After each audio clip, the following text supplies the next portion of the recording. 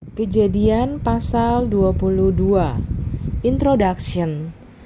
Tuhan menguji iman Abraham dan menyediakan seekor domba untuk mati menggantikan Ishak. Reflection. Apa yang menjadi Ishak kita? Hubungan atau kepemilikan dunia apa yang paling kita hargai? Jika ketaatan kepada Allah mengharuskan kita melepaskannya, apakah kita cukup takut kepadanya sehingga rela untuk berkorban? Berdoalah memohon kasih karunia untuk menunjukkan kepada Allah bahwa apa yang kita hargai itu pun adalah juga miliknya. Ayat 1. Allah menguji Abraham bukan untuk menjegalnya dan melihat kejatuhannya, tetapi untuk memperdalam kapasitas ketaatannya kepada Allah. Dan dengan demikian juga mengembangkan karakternya. Sama seperti api memurnikan biji besi untuk mengekstraksi logam yang berharga. Allah memurnikan kita melalui keadaan yang sulit. Ketika kita diuji, kita dapat mengeluh, atau kita dapat mencoba untuk melihat bagaimana Allah merentangkan kita untuk mengembangkan karakter kita. Perjalanan Abraham menuju Gunung Moria. Abraham dan Ishak menempuh perjalanan sejauh 80 hingga 100 km. Dari Beersheba menuju Gunung Moria. Selama kira-kira 3 hari.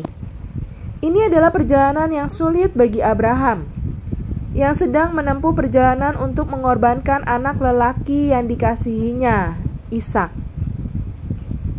Ayat 3.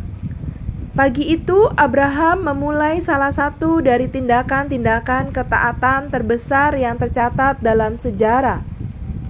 Dia melakukan perjalanan sejauh kurang lebih 80 km menuju Gunung Moria di dekat Yerusalem.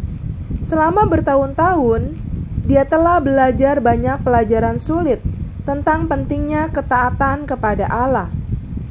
Kali ini ketaatannya dilakukan dengan segera dan lengkap. Menaati Allah sering merupakan perjuangan, karena itu bisa berarti menyerahkan sesuatu yang benar-benar kita inginkan. Kita tidak boleh berharap ketaatan kita kepada Allah menjadi suatu hal yang mudah atau dapat datang secara alamiah. Ayat 6. Kita tidak tahu bagaimana Abraham membawa api. Mungkin dia membawa arang yang menyala atau batu api untuk menyalakan api. Ayat 7-8.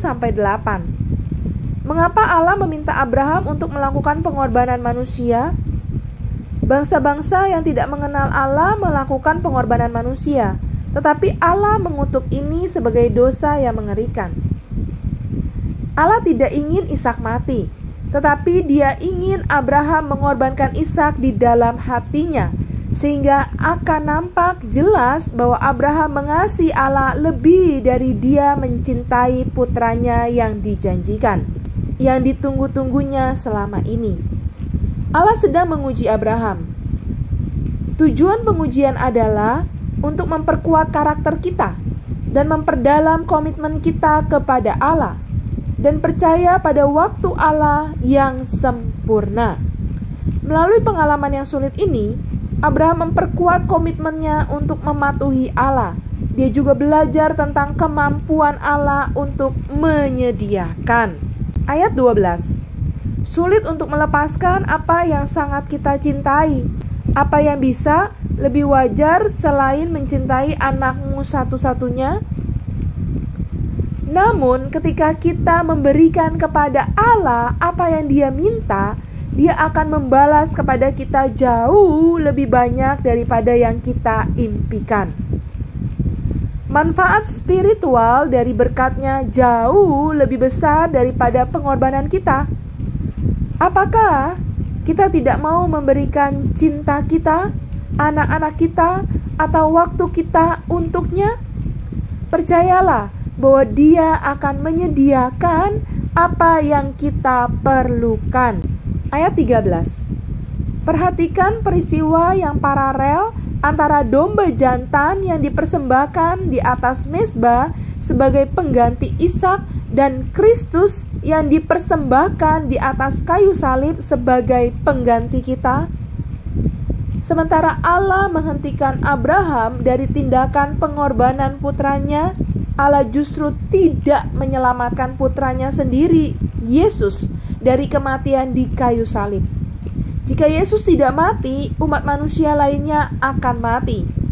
Allah mengutus anaknya yang tunggal untuk mati bagi kita agar kita dapat terhindar dari kematian kekal yang layak kita terima, dan sebaliknya menerima kehidupan kekal. Haleluya. Ayat 15-18. Abraham menerima berkat yang berlimpah karena dia menaati Allah. Allah berjanji untuk memberikan keturunan Abraham kemampuan untuk menaklukkan musuh-musuh mereka. Selain itu, Allah juga berjanji anak-anak dan cucu-cucu Abraham akan menjadi berkat bagi seluruh bumi.